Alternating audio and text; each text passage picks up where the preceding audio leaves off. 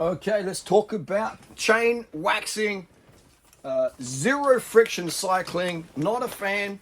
No hate to the guy, but not a fan of his defamatory, slanderous, heinous. I'd even call it, in my opinion, criminal slander, criminal defamation. Deplorable guy, in my opinion. His website, Zero Friction Cycling, is full of mistakes. Just have a look. Watch some of my videos I've made proving the mistakes on his website. And I've asked Adam many times, let's do a live debate. Let's keep it professional. No, he just block and then defamation, slander, insanity.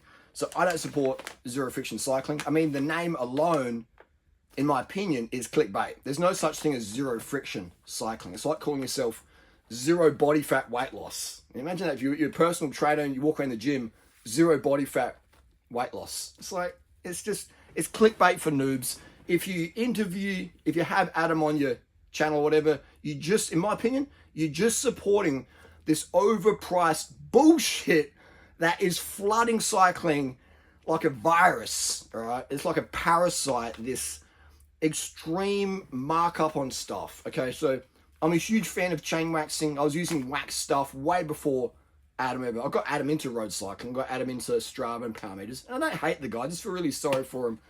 It's just, you know, instead of debating me on the technical points I've raised about his website and the concerns I have for his customers, etc., he's just totally ignored all those points and just gone ad hominem slander, defamation attacks. Isn't that, imagine if a politician did that, or if in court if you did that. Not answering the question, just totally going off on a tangent, making up bullshit, or just, you know. Anyway, Adam Kieran is a liar. We've caught him out lying, okay? On his website, he says whatever, and, you know, or his YouTube channel, he says straight up lies, okay? He's a liar. I don't trust. I mean, we all lie to some degree, but the level of lying he does, I wouldn't support his products.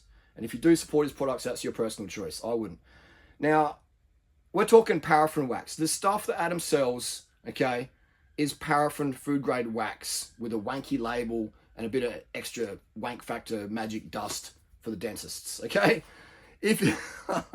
I'm a huge fan of chain waxing. It just makes sense. I've been using wax-based lubes since like 2005, 2006 with Pedro's back in the day.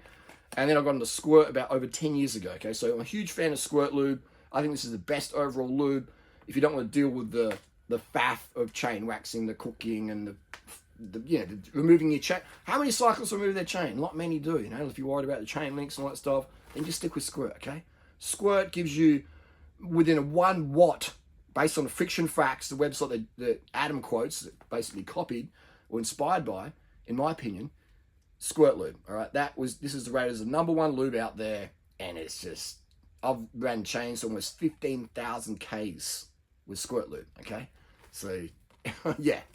And if you don't want to use Squirt Lube, if you really wanted that immersive wax, even that sexy word, hot immersive wax, then use Badger Wax, okay? If you're like, oh, do I go to the supermarket and buy paraffin candles? You can, it's food grade, it still works, okay? If that's too weird for you, then spend a bit extra and get Badger Wax. It's still way cheaper than Molten Speed Wax and all those wanky waxes, okay? Secret Wax and all this. The marketing wank factor now in cycling. I mean, Zero Friction sites is full of marketing hype, in my opinion. Cycling tips, all these websites, just fucking dudes, you know, marketing hype, man. Just gaping cheeks for the almighty dollar. We all got to make a dollar, but I'm sick of these brands, these people out there, just cashing in overtly on cycling and cyclists. It's just, you know, it's just really. And now, if you want gold-plated Colnago and shit like that, yeah, cool, get it. You know, my issue is with people out there charging just for paraffin wax.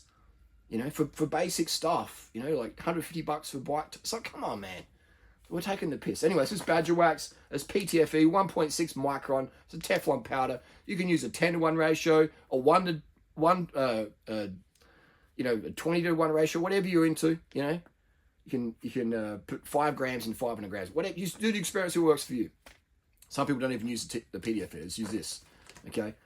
There's a channel on YouTube, Oz Cycle. Okay. If you want just waxing tips, go and look at Steve from Oz Cycle. All right. I don't agree with everything Steve says or does, but this topic is chain waxing. And I would say Steve has the most simple, yet comprehensive, yet understandable, easy to follow, no wank factor, and it's affordable knowledge and instructions on how to get into chain waxing, okay? He's like, his video on chain waxing is the most watched video on chain waxing on YouTube. Correct me if I'm wrong, okay? So if you want to get into chain waxing 101, just start with Oz Cycle, okay? Look at the chain waxing video, okay? Just let's keep on topic. The topic's chain waxing, nothing else, okay? Let's keep on that, okay? The topic is about scammers in the bike industry, overcharging stuff, rip-off merchants, marketing hype, the bullshit, the $20,000 S-Works SL7 tarmac market, just this nonsense, man. What the fuck is happening to cycling? You know what I mean? What, you know? And my issue with zero friction, okay, is he's hyping up you gotta like, he's treating a chain like it's some surgical fucking, you know what I mean? Like it's fucking insanity, man. The chain's not going to get bacteria. It's not going to get sepsis. It's not going to die on you overnight, okay? Your chain's not going to turn black and blue and fall off your bike and just melt full of bacteria, okay? You don't need to put it in a fucking ultrasonic cleaner. Get a fucking life. Get some modal terps, shake it in a little thing, give it a rag clean, and then get some methylated sprues if you want to do that, okay? It's got to be fucking good enough. I've put rusty chains in the wax pot, man. Well, it's contaminated. You're obviously not getting your cock sucked or getting laid if you're worried about contamination of your fucking wax pot. Oh, come on, man. Let's be fucking men here. Let's be fucking athletes. Let's just get it fucking done and stop being so anally retentive, pun intended, on this contamination. Fucking come on, man. You're still getting dropped in the bunch, whether your chains, you know, got a bit of micro contamination or you know, just focus on things that matter, okay? Focus on things that matter. The main reason I use wax chains and squirt is it's faster, okay? It's less like grit.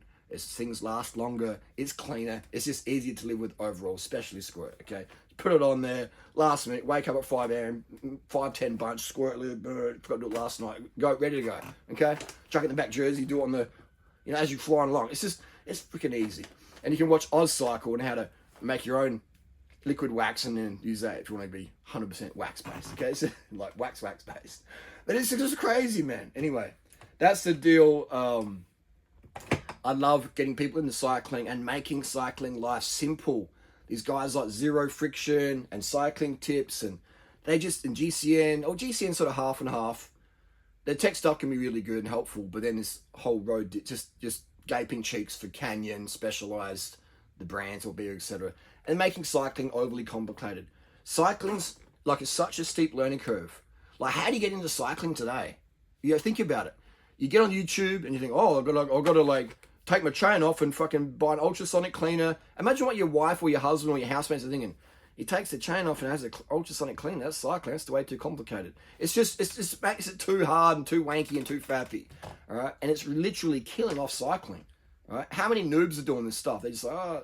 And then you go out for a bike ride and you get some douchebag do a close pass and and then the fashion you're meant to wear is all dark clothing with no gloves, your jersey zipped up so you can't breathe properly, and then you go right along, you have your first crash and you pump your hands up and you're like, damn, it's not so much fun at all, okay? And then your bike, what does it cost to replace the handlebars because they're integrated one-piece carbon? You know, it's just a joke what's become, you know? Back in the day, 20 years ago when I was racing, you know, A-grade and stuff, you bust your bars 30, 40, 50 bucks for some FSA or Triple T or whatever, some Snellies. You know, like it's now it's like a $900 cockpit some people are buying. It's just like, come on, man. What are we doing? And I'm actually fitter today than I was 20 years ago. All right, I'm running faster than I've ever ran in my life in terms of the 5K. So I might try and crank out some more PRs. I did a PR on a 5K last weekend. It's 16:33 on an out and back course measured. So it's you know, I just love getting people into cycling and making it simple, okay? That end of the story. That's the deal. Again, no hate to anyone, just a bit of frustration over here. If you don't agree with someone, don't defame them, debate them. Simple as that. Be a man.